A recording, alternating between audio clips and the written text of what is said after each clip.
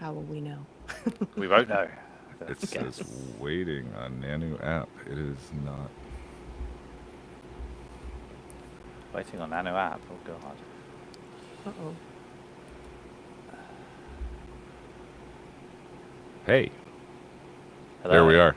All right, now We I've got are. us. I've Yes. found us. We are Okay. live. We're here. Hi, There are everyone. 3 watching now. Welcome to the first 3 of Nanu my live time. show. Alrighty.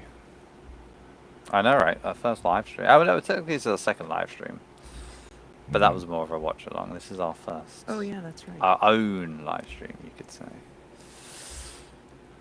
Awesome. And what a day okay. to be doing it, Sean. It, we take this a little lighter than a lot of people do, and the fact is this is a quite historic day. No matter which way you look at it, the government of a nation in full view of the public has finally acknowledged that there is something other than prosaic explanations for UAP. Yeah. That's right. So I think I think a lot of people, anybody that's coming to watch us tonight, is here because they really want to hear about the details. So frankly, who wants to go first? I'm happy to go first. All right.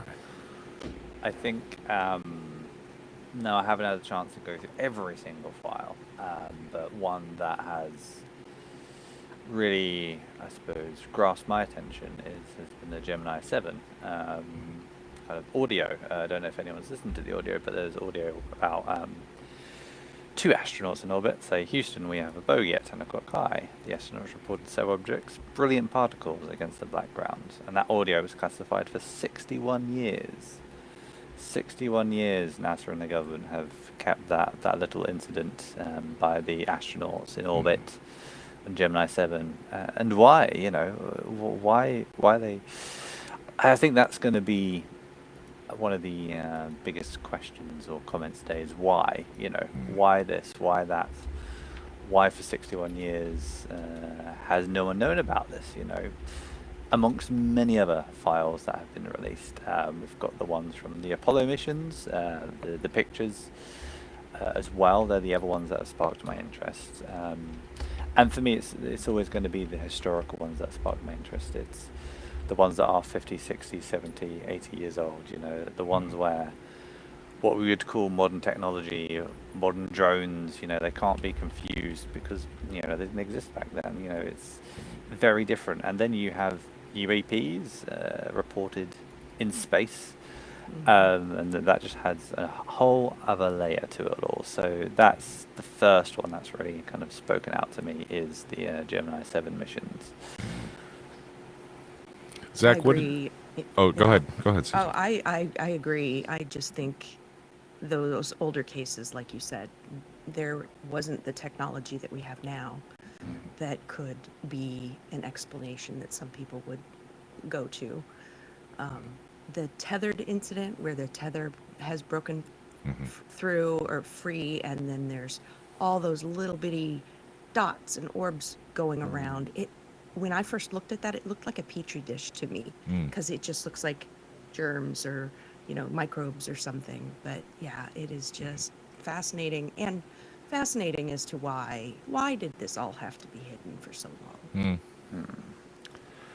So I'll jump to a kind of a news item that wedges itself in there, and that's all of the American evangelical preachers who are claiming that they were briefed by various aspects of the government, I think some congressmen. And there are rumors swirling around that the Vatican was not briefed, that they kind of turned it down and said, we have our own plans for how we'll deal with this.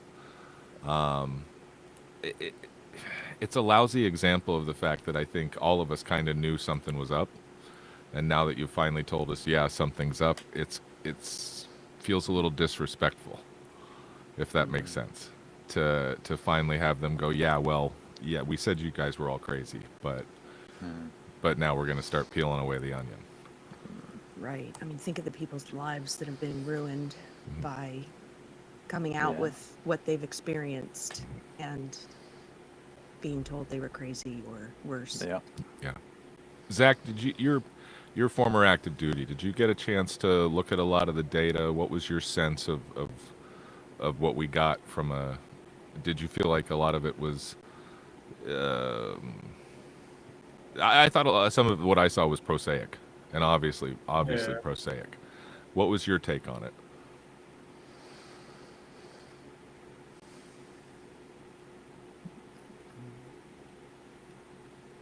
The Zach? timing of when this information is Oh, released. okay. There- Can you hear me? There we go. Sorry, you froze. For a Yeah, sec. we're good. You're in a glitch.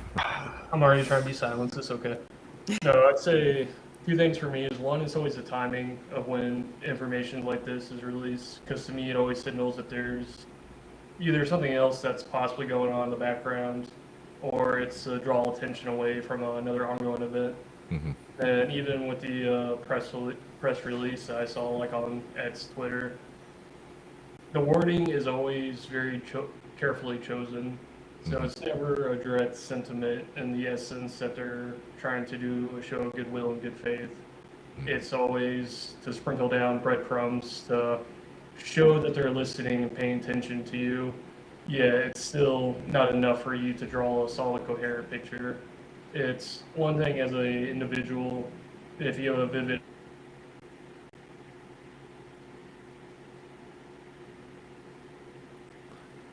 I think you might be We cutting lost out him. there, Zach.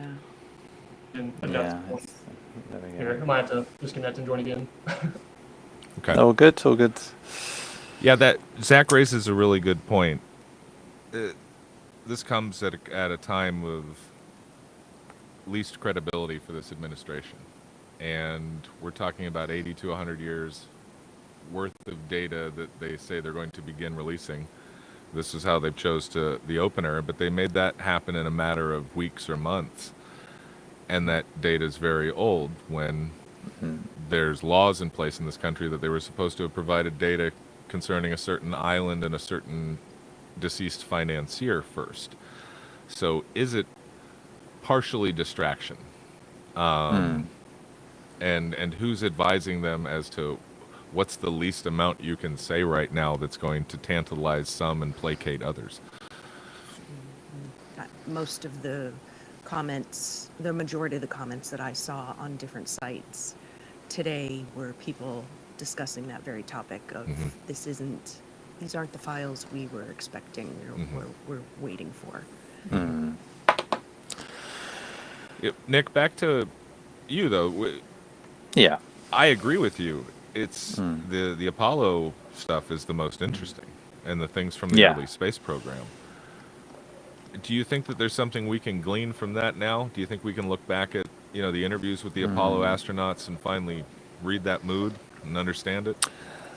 I suppose that is one interesting aspect is the more that gets revealed about historical cases, take the Apollos for instance, the more, I suppose, without trying to sound too dramatic, it really does change history.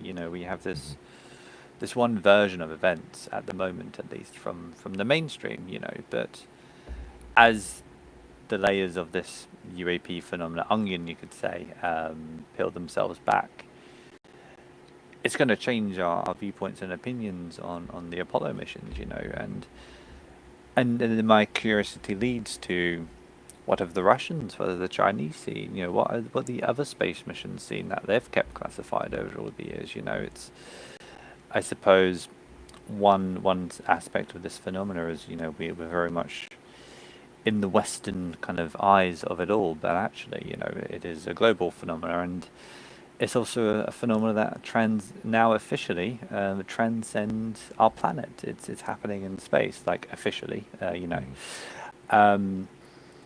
So yeah, it's going to be interesting to see what else comes out about the Apollo missions, the Gemini missions, or any other missions. For instance, the more recent ones. What was the latest mission called? I completely forgot the name of it. Artemis. Artemis. Sorry, yeah. Thank you, Susan. Have they seen anything already? Or do they know what's already up there? And there's so many questions, I suppose. But I think one thing is it really is going to be changing our perspective on recent history, and we might look at the old NASA differently. We might look at the old astronauts differently. You know, maybe they saw a lot of strange stuff out there that they were told to keep quiet about. You know, there's always been rumors, about the first moon landing and about hidden transmissions and being cut off and all those bits and pieces. You know, they're just conspiracies at this point, but until we have more facts. But it kind of leads you to believe that there's a lot that we don't know about the space missions. If they've kept something like the Gemini 7 stuff secret for 61 plus years, there's probably going to be a large portfolio of evidence, of communications, potentially kind of exposing more to do with NASA and the kind of earlier space missions, and then again flipping over, the Soviets, they were as much in space as NASA, and they've probably got so much classified documents, potentially seeing similar things, Well, and those were allegedly held by George Knapp, aren't they? Exactly. Yes. Yeah. So that's kind of where my curiosity leads, and I suppose that's the only thing. I wasn't expecting those types of files, to be honest. I was expecting more modern day stuff, more things that could be a drone, or could be a weather balloon, or could be a balloon, or all those types of things. And of course there's been loads of those videos and images in those files. But the only thing I was kind of surprised about, I suppose, was the NASA stuff. I think that's the biggest surprise from this, or my only surprise from this, is those things.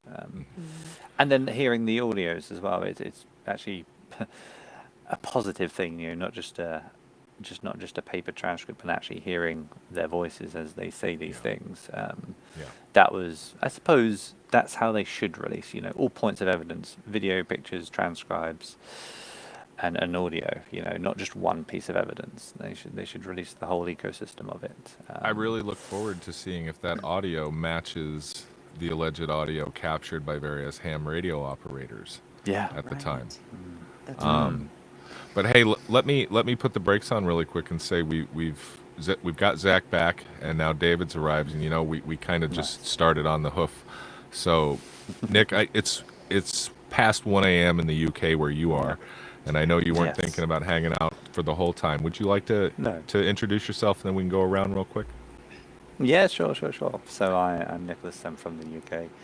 I'm the founder of Nanu, the credibility citizen science platform for investigating unknown phenomena, UAPs being one of them. And then most of everyone here is my team or a friend of Nano. So I'll keep it short and light there. Susan? Hi, Susan. I've been with Nanu, about 3 years now as a volunteer, mainly focusing on partnerships and outreach to help with booking people on the shows, and just kind of a jack of all trades, really. But those are sort of the main things I focus on at this time. Awesome. Zach? Intros are always fun. Hi, my name is Zach. I think also 3-ish ongoing years now.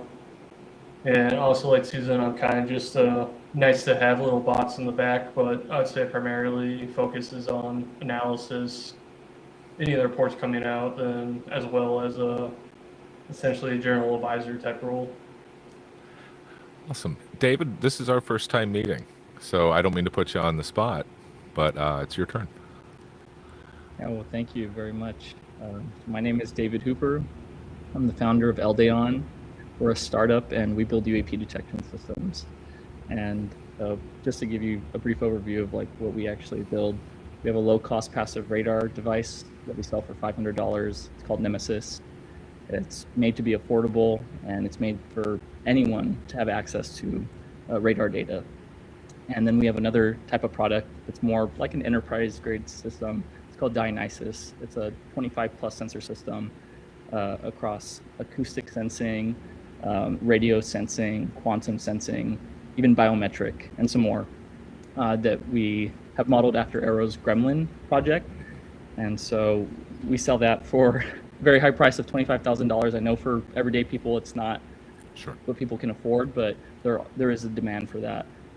So yeah, and the reason why I'm here is because Nicholas, we're friends, and we've been working on a partnership on how we can get people integrated with Nanu that are using our systems and vice versa. So we want to work together and grow together.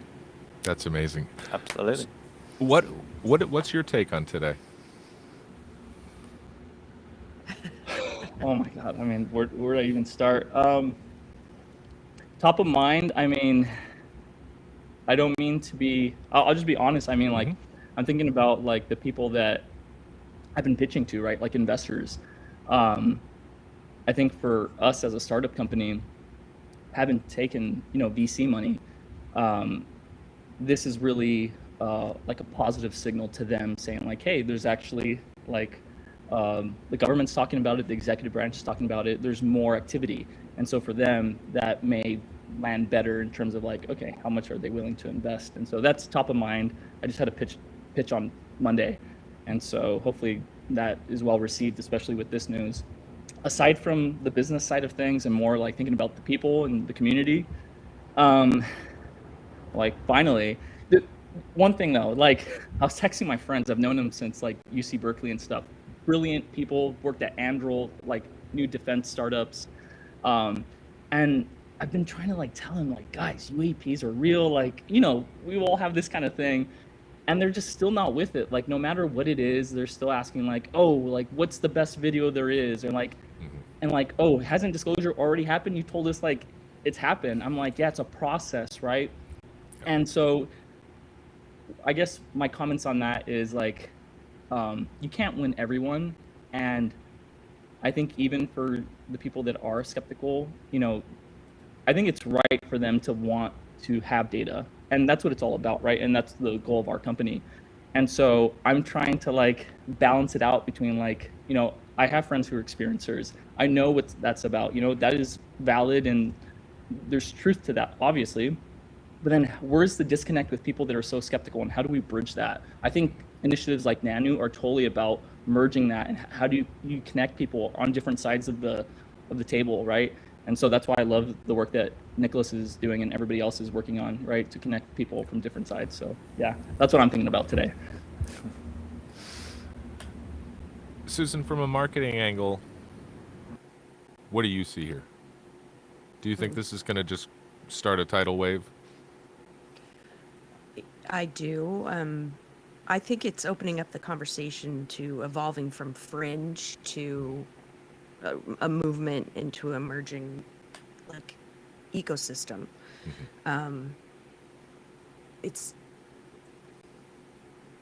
We have to take control of it now. I mean, we're getting the validation and the real files, and the experiencers need to be vocal and keep pushing, because I think there's certainly more out there, and we have to involve academic institutions that are already looking at things, plasma and things that have to be probably involved with what we're seeing, and the journalists that have been supportive and pushing all this time, and the government officials that have worked to make this happen, and also allied governments, other governments that have either put files out themselves or been in support of it. Yeah, it's a movement, and it's it's not going to be all dropped at once. So we have to keep up the good fight. I think you bring up a really important point when you mention experiencers, because what we saw today for the general public tells them that the phenomena may be real. But that's not quite the same as the story my cousin told me is true. And for a lot of us, we are that cousin. We are the one with the wild story and the experience that we can't quite fit into our reality. So I think for a lot of people, they're going to take this as as a win. I'm taking part of this as a win, even if I'm disappointed in the way it's being released and by whom. It's still a win because now more people are going to talk about it, and more scientists are going to find funding to research areas that they otherwise would not have touched. And I think in a lot of ways that's going to open this up a lot more. I have a feeling at the heart of this, it is the technology that's being hidden, and the capabilities of that technology and what it means for an entire planet. But I also understand that in an economic sense, flooding the market with free energy collapses the entire world economy, and the people currently holding the purse strings aren't going to be down for that. Right. So maybe it's peel away the onion, and hopefully at the center is all that good stuff we hope for. But also dovetailing on the experiencer note, and I'll open it up to the crowd, it looks like a lot of people affiliated in leadership in the United States, let's say, are being briefed that this is a quasi-religious event. Some in leadership have taken the stance that they believe everything they have seen must be representative of a demonic force. And some of the evangelical clergy in this country have come out and said that they've been briefed, and what they were briefed on was that this phenomena is going to masquerade as our creators. And so this isn't just as simple as aliens, or even as simple as interdimensionals. What do you guys think? How do we steer this boat straight and get to a destination with all this stuff pulling us in different directions?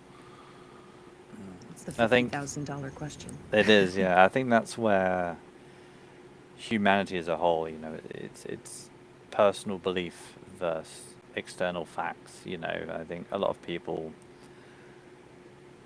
are going to have to question potentially their own religions, their own beliefs, their own existence, their own history. A lot of, especially clergymen and everyone else, that's going to be the existential crisis for them. Is potentially, it's one or two things. Either they have to forget and disbelieve everything they've believed in, or they try and make it fit into their narrative.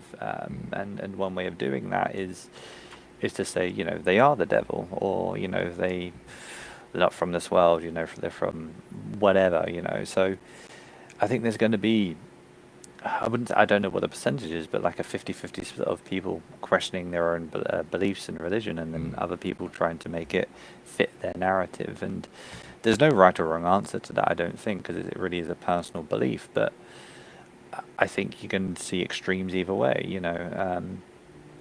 We've always heard there's stories of like the Pope like going to welcome any aliens that come about, and I think you'll definitely see some religions adapting to full disclosure. I think for a religion, no matter really what they believe in, they'll want the religion to survive and to flourish in a post-disclosure world. So I think there will be some religions that may change tact and accept other life into their religions.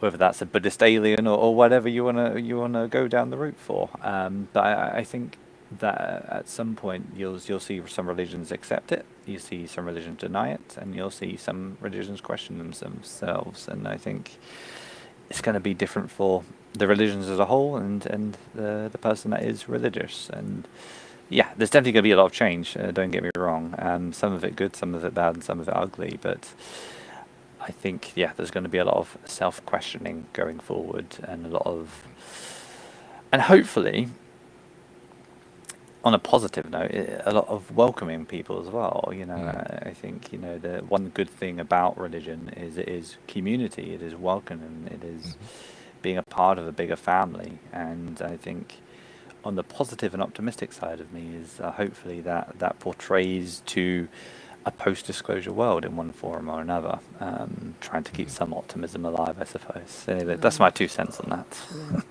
Hopefully it brings about unity, Yeah. That would be fantastic. Yes. I think the only, and if I'm, I'm often the skeptical voice. I also, a religion is not wholly at fault for all the ills of the world, and it's helped a lot of people in times, and it's very human, it's very flawed. But I think one of the issues we face here is that religion is like a well-crafted song that if it's played and sang right, you think that song's about you, and it strikes a chord, and it becomes a part of you. And so I think religion ends up being like that, and I think whatever the phenomena is, it's going to open our eyes to something much greater than what we're used to in our daily grind and our modern survival system that we have. It's it still blows my mind that this is what we get up every day and we do, and we talk about, Yeah. and we put our blood, sweat, and tears into.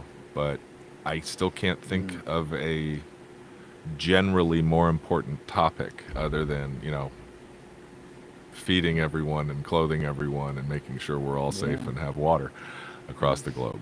But this looks like if we play our cards right, maybe it'll get us there quicker. No, exactly. I mean, that's the ultimate goal, isn't it? Is to, is to hopefully treat everyone equally and provide for everyone. In the ultimate kind of vein in terms of humanity going forward, and maybe this is a step in the right direction. Of course, there's the cynics and the pessimists say, this is all about control. This is all about a level of feeding us information, which is the narrative that they want us to see and to hear. And of course, that is definitely a possibility. But I think, we are the people, we are the community, and it's kind of within our responsibility to do the best by our neighbours and our friends and our family. And the government's going to look after themselves. That's what they always do.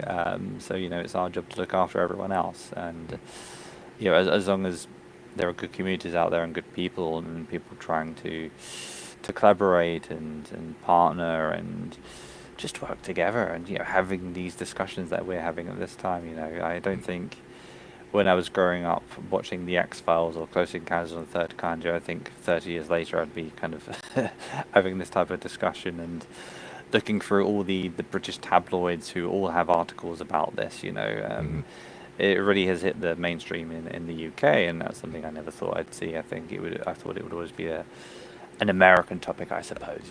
But I think one thing at least these files have done, kind of like the 2017 New York Times, it has given it into the mainstream and has spread it into the mainstream. I think this is probably, even though this is a stepping stone and it's a step in the right direction, probably kind of a slightly bigger splash this time. I think with the New York Times article, that was just one main story, whereas this is, was it 160 files and potentially 160 different stories? Yeah. And I think going back to your original question, at least from my perspective, like what are the average people looking for? As you said, David, your friends, they always want that one video or that one bit of proof or that the one thing that's just going to change their mind or blow their kind of world open.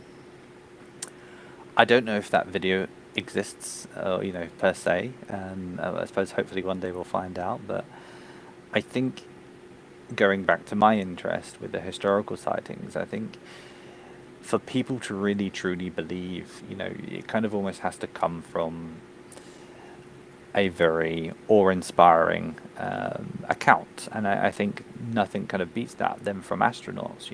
If if the mainstream was to start to get interested in believing, not necessarily believing in UAPs, but just being kind of open to the idea of them existing, I think the astronaut stories, the Gemini, the Apollos are the ones that can really grip the mainstream. Because again, literally, they're out of this world. In one form or another. Their stories are out of this world, and they're literally out of this world. This isn't fog gas, or anything stupid that have been reported before on planet Earth. These are literally UAPs out of this world, and I think for me, hopefully we get some more kind of information about those or other cases based out of our atmosphere, which would be very, very cool. It's going to be very interesting to see what NASA says. I mean, maybe there's been so much to see today, I may have missed it, but what are they going to say about the audio of the astronauts talking, and reporting what they're seeing? And all this time, NASA, they did come around more recently about. Yeah, they We had need the context. UAP.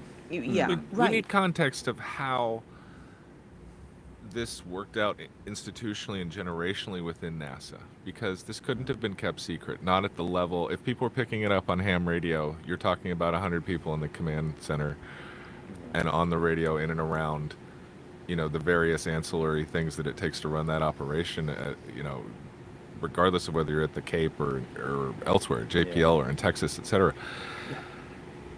So what was I still want to know the history of it. So so this has happened. Let's hear from some people like Dr. Hal Puthoff and Dr. Eric Davis and others who have been deeply involved in these programs. Who, Dr. Puthoff, for example, I don't believe is constrained by NDA anymore. And it would be really nice to not have to wait 10 more layers of the onion to get some answers of what you guys thought was going on and what what you've gathered from this. But the government's not just finding out about this. It's not just the Trump administration going, oh yeah, that's a good thing to look at. We'll go dig that up for you guys and serve it. Right. They're the ones investigating it and holding the property that we believe exists, whether biological, technological, or just informational. So I'm back to the who, what, when, where, how, why. Who are these guys? Where are they from? What do they want? And how do you know? Yeah. And is it only because they told you at some point in the desert, or do they visit the space station? I know it's wacky, and I'm saying it. I'm going. Everybody's always tells me, "Slow down, Sean. We'll get there." And I'm like, man, I've been waiting to get there, Right. and I've been quiet in the back seat. And Well, and that's what I was saying about the experiencers, or all of us. Now is not the time to be quiet. No. Agree. I think more than ever, if you've had an experience that you can't explain, I think a good thing about today, especially after today's events, is the stigma is slowly but surely kind of crumbling. If you've seen something strange, I'm going to keep going back to it, but those astronauts 61 years ago in Gemini 7 saw something strange. They shared it. They told their seniors about what they saw, and they kind of told about the details. And that was 61 years ago. If they saw something bizarre out in space when there shouldn't have been anything, they shouldn't have seen anything. That must have been so mind-boggling. And like, if they can share that back then there's probably so many stories that could have been or should have been shared, where people are afraid of the stigma. But I think, one thing, it's kind of like a domino effect. Once people start sharing more, people start sharing more, and then more people start sharing, the more it's like, oh yeah, I saw that, I think. And also I think if you've had an experience, let's just stick with the UAP phenomena for now, seeing something in the sky or seeing an orb or whatever the experience was, some people just keep that with them. Some people accept that something weird happened, and they'll just put it back to put it to the back of their memory. It's just, oh, that was weird as a kid. I saw that and that was it. And they just go like through their kind of normal life and married, have kids, and settle down, and that was just an experience I had 30, 40 years ago. And I think there's a lot of that that's happened. And yeah, I think at the end of the day, the more people that share their experience, the better it is kind of for everyone else in that community aspect, opening up. And yes, there's still going to be stigma today, unfortunately, but it's nowhere near as bad as it was even 5-10 years ago. We've come a long way. And True. but one thing we do need is people that are credible, who are in higher positions, to share their experiences as well. You know, it's not just from the average folk. We can only do so much. You know, we don't have the credibility of a Navy officer or, you know, a pilot or whatever. You know, we just have mundane jobs in the grand scheme of things. But we need the astronauts, we need the government officials, we need them to share their experiences. They can't just rely on us. You know, it is the kind of the age of kind of AI and data collection these days, and you know, it feels like the government's just collecting as much data from us, the citizens, as possible. But actually, we also need their data. You know, we need to see their data and their experiences. You know, not just us. Like, everyone needs to share. And until that is a free-flowing format, an ecosystem, I think it's always going to be a sticky situation, either or. Yeah, there's more to this than far more than meets the eye. There's 100 branches on this diagram, you know, that any direction we could head into. But I can't help but bring up the medical aspect. And Susan, maybe you can correct me if I'm wrong on the terminology, but there are things called IDE-10 codes in medicine. And what they do is I believe they outline a condition, and they also play into how those conditions are covered by things like insurance and other things like that. Well, part of some of the lateral programs, I believe from OSAP and ATIP, and I may be mistaken, but I don't think I am, some slides were going around a few years ago from those programs mentioning the IDE-10 codes for something called interference syndrome. And the write-up for interference syndrome, seemed to certainly link it to what we might describe as either Havana syndrome, or, if you're well-versed, interaction with a energized UAP, which is the terminology that they use in the circles where I come from. So I'm concerned that as this onion is peeled away and the stigma might end up going away, but it doesn't mean that we're out of the woods yet.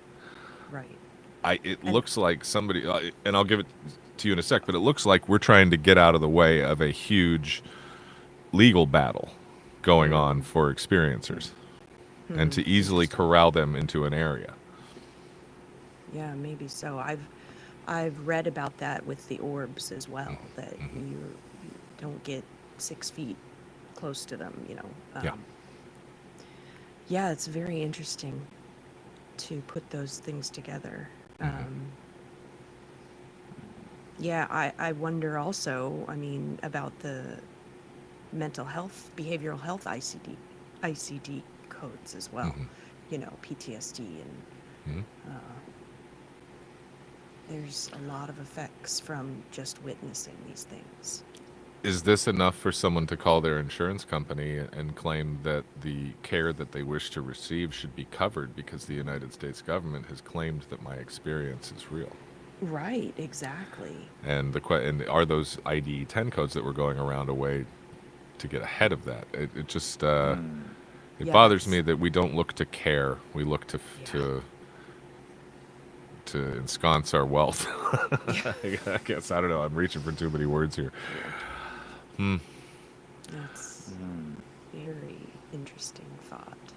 Yeah. Well, we're about 40 minutes in. I don't want to wring anybody out over this. I think a lot of us expected a more momentous day. It is, but it's tainted somehow. Yeah, it is. I think, I mean, you know, with everything going on in the world, without getting political, it's a very strange time. It's very scary times. And there's so many different distractions going in, so many different angles, whether that's politics, whether that's war, or whether that's UAPs, you know. No matter what side of the fence you're on, I think there's just a lot of confusion, you know, whether that's by design or whether that's by accident or a bit of both, you know.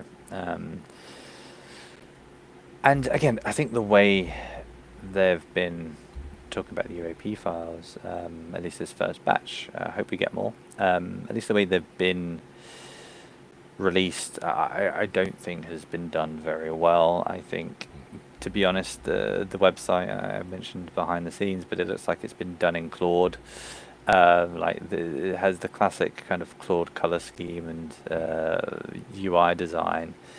What the hell happened to aliens.gov and alien.gov? You know, that's just a cesspit of suspicious activity. You know, it's and then you know it's the White House tweeting about each file now. You know, it's such a weird time to be in. You know, if this was done 10, 20 years ago, it'd be very different. You know, it'd be way more serious. And I think that's the issue is with the current government in America, it's kind of very not serious the way they do things. You know, whether that's the president making AI images of himself or whatever. You know, it just doesn't feel like it's been taken seriously even now, even though it's trying to be serious and trying to be official and trying to be. We've released the UAP files, you know, enjoy them, I think is kind of what he said at the end of it. You know, have fun or whatever it was. I'm like, this is such a potentially life-changing, history-changing, world-changing topic. They kind of just feel like they should have been treated with a bit more respect and a bit more professionalism, considering who's doing it and what these files are about. Yeah, it's such a strange time. But I mean, hopefully, it's not a case of okay, you've got these, goodbye, we'll never see you again, kind of deal. You know, Right. We need to, we as people here and beyond, you know, everyone listening and beyond us, need to keep up the pressure, you know, because this is clearly, as I said, one layer of an onion, a big onion that they've clearly got way more, you know, way more footage, way more classified documents, way more evidence. Yeah, and you know, we won't keep stopping until we've kind of got a conclusion one way or another, because at the end of the day, this doesn't give us any answers at all. You know, this doesn't actually clear anything up. It's UAP is still unidentified anomalous phenomena, you know, because this is all still unidentified. You know, they haven't identified anything. You know, they haven't A told us handful of anything. people associated with NASA get to say I was right, and a handful, Exactly, you know, yes. conspiracy theorists. No offense to anybody in the room or watching, but I guess I'm one of them. But you know, they're used to saying I'm right lately. You know, so Yes. that thing's been blown out of the water. We all know that a lot of the stuff we were told we were crazy about turned out to be true. Doesn't mean everything is true. But No. I got asked a while ago, and I've been asked numerous times on other programs, what would it take? What for you? What is disclosure? And I think it's the general thing that would be satisfactory to everybody else, which is an international credible authority walking up to a podium in a primetime address and giving us something we can chew on. Telling us, listen, we kept this secret for 100 years because we didn't know what to do with it. Because we can't verify where they come from, because we can't do what they do, and we can't go where they came from. You know, or whatever a general telling of it is. And we've already learned that they can wipe things under the table and never address them, and people aren't going to go to jail. So it's not a question of amnesty anymore, unless they're going to scapegoat some old generals or whoever is the current program holder, because the people who started this are all gone. But I don't know. I would have to say, is any closing thoughts from anybody? But I don't want to keep kicking the dog. I mean, to be honest, like, all I want is confident accountability. You know, it's like, we either know what these things are, we either don't know what these things are, we're going to tell you, and that's it. You know, I think when it becomes a blurring of the lines, which effectively this release of files is, it doesn't give us any more answers, it just adds another layer of mystery, I suppose. Honestly, you just want someone to come out who's credible, to say with confidence, we know what they are, we don't know what they are, and accountability. You know, that's all we want. Any aspect in life, whether someone's hiding something from you, whether someone's lying from something from you, you just want confident and credible accountability for their actions, and that's just. I think most people would be happy with that. You know, if the lies have been going 100 years, 80 years, 60 years, 50 years, just own up to it. You know, Jesus Christ. You know, we're only human at the end of the day. You know, governments and everything, organizations have lied throughout history, thousands of years. It doesn't really matter at the end of the day, And just because potentially people 80 years ago have hidden some sort of truth, doesn't mean you need to keep hiding that truth. It really, whatever that truth looks like. I mean, I don't know, but I think the movie, not the movie, sorry, the TV show Taken by Steven Spielberg is a very good example of keeping a lie alive over generations, because I think they follow 3 generations of people in that TV show, about from Roswell to the 60s and to like modern day. And it kind of feels like that in a way. It feels like it's just a passing of the baton, just, okay, now it's your turn to look after this, goodbye, now it's your turn to look after this, goodbye. And I think at some point, just need to just say, sorry guys, we've been lying to you for a long time, sorry, And I think that's better than just keeping the lie alive, Figure out how much you're willing to tell us. Yeah. How much you think how much all your sociologists and all the studies, all the financial advisors, what everybody says, what can we handle? And get it out there, and then have the balls to say, we're not going to tell you, pardon me for that phrase, but we're not going to tell you anything else because we're in charge of it and you're not ready for it. We haven't even heard that yet. Yeah. We're just hearing, are these things real? Let me look in the back. Yeah. So what'll be really interesting is if, now that the others know that we know, what if they decide to take the bull by the horns? see, now we could go for another hour. I know. Because I'll stop. I was trying real hard not to say 2 words, and that's blue. Yeah. Because now we have the technological capability, the sociological and psychological capability. People are primed for it. Right. Yeah. It's time to freak a whole lot of people out and get them to do what you want and change the margin. Right. Yeah, exactly. It's Yeah. there's a whole different rabbit hole for a whole other live conversation, Right. I think. But there we said it, so I'm not going hiking. And, No. and that's not even funny anymore. It isn't. It's really disturbing. Yeah, that's another show. So maybe we can get you guys back right. here to talk about that another time. But No, exactly. Yeah. I'd love to see everybody suppose- back. Go ahead, please. No, I was going to say, like, my final thoughts is, I think this is a good step forward. It's not the step forward that we deserve or that we should have, from kind of everything that we know about a lot of the topic. But at the end of the day, the most important thing is it gets more into the mainstream. The more people, the more the average folk know about this and are aware of this situation, the better. And the more people that are, the more people we might find curious, the more people that might want to put their time and effort to finding out the truth. And I suppose at the end of the day, whether UAPs actually exist and are flying saucers, or whether it's just all make-believe and we're just seeing weird things because we're all a bit mental, whatever it is, on either both sides or in the middle, I think it's just the truth, that's what we want, and I don't know what the truth is, but I think people are comfortable with the truth, would much rather have the truth than live a lie, and I think if this is a step forward to get some level of truth from a government, then great, will it take 50, 100, 200 years? It might do, but hopefully it'll take about 5 would be nice, so we can get on with other things. But yeah, I just hope this is the first step in a long line of steps towards a level of disclosure, is my honest thoughts, I suppose. Yeah, and I think with Nanu, we are a welcoming community for experiencers and people that have seen these things and never said anything, or are now realizing, oh, that is real. I think we are all, we need to be the welcoming people, the welcome wagon for all these folks, these new community members.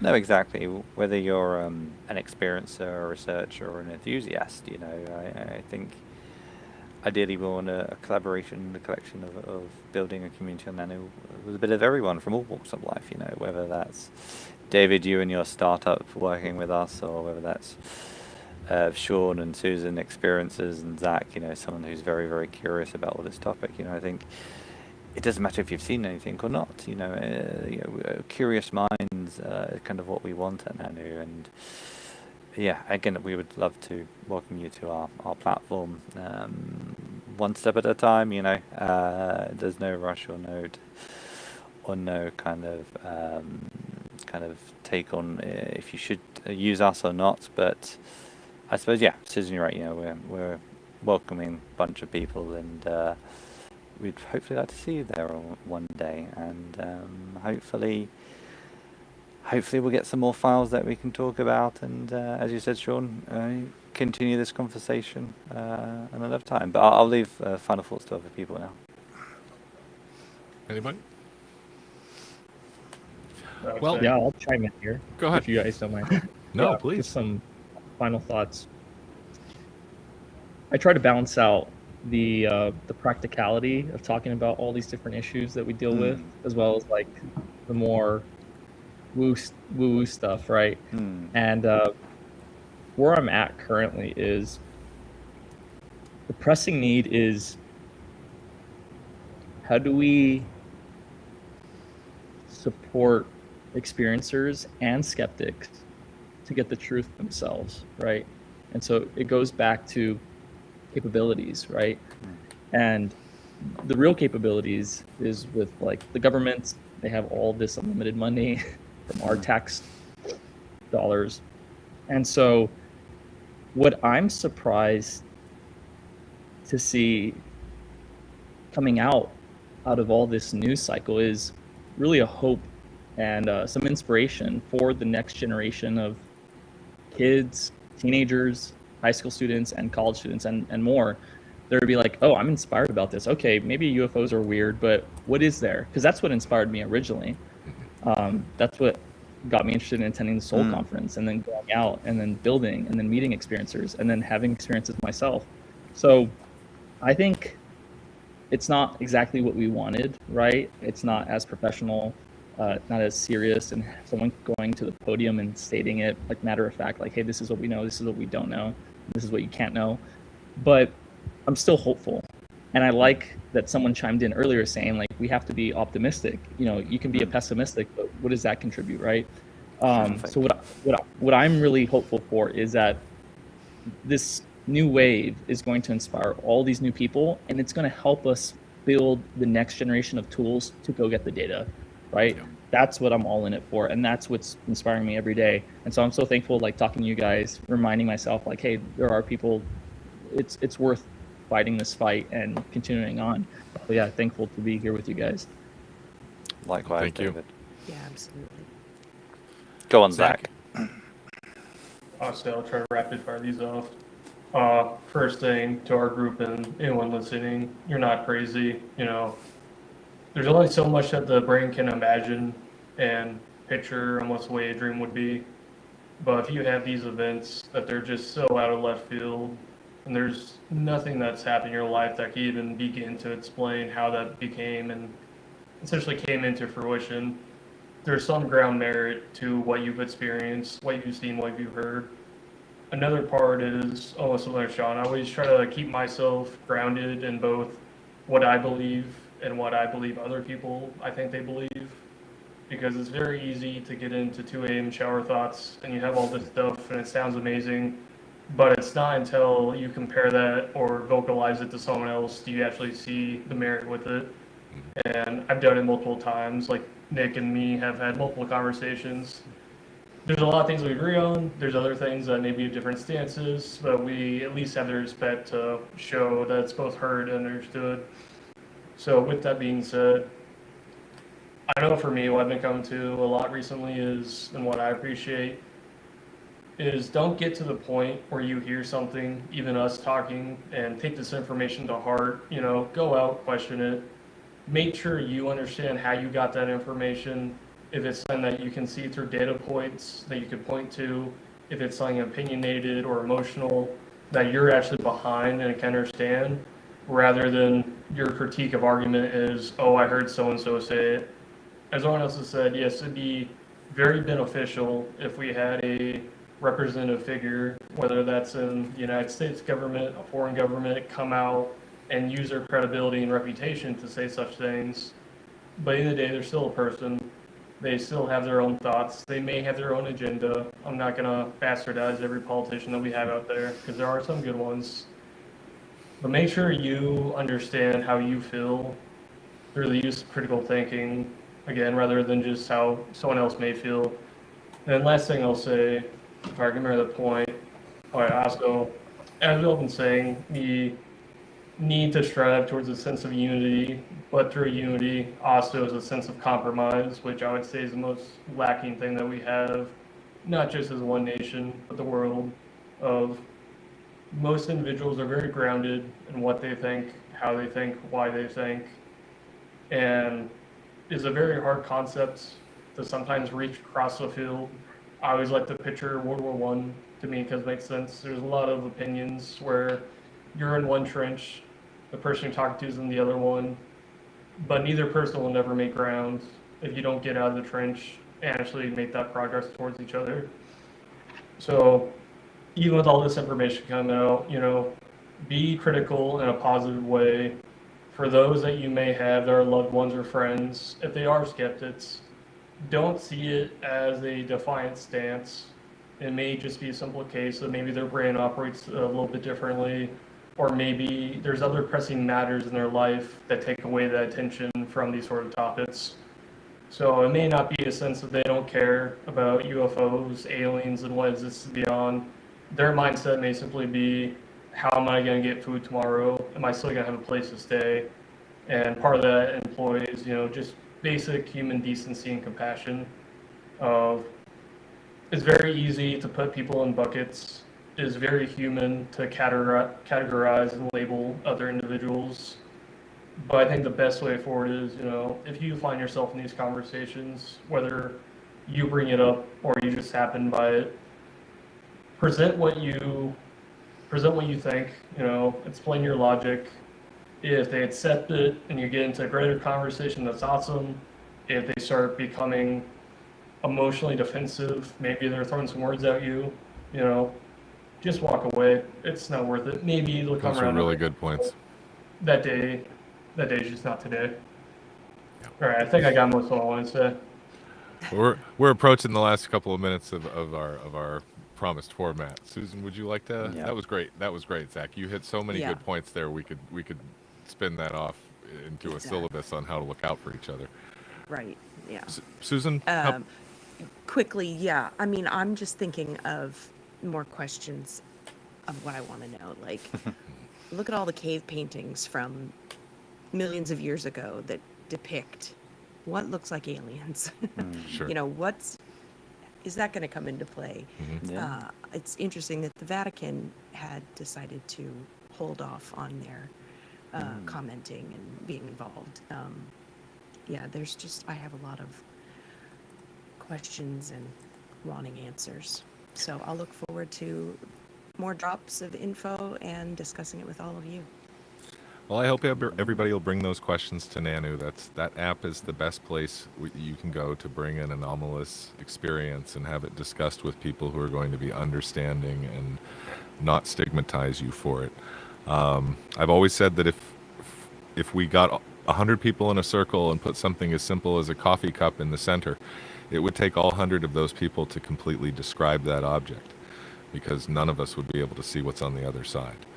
And I think that if we can just apply that kind of logic to each other and let each other be human, and be human together, we'll find these answers together. But that brings us to the end of our show for this time. I hope we can all get back together, maybe bring a few new friends in next time as more of these releases come out. And I want to thank everybody for joining us on the live tonight. We are the team at Nanu, and we thank you. Thank you, everyone. Thank you, David, for showing up as well.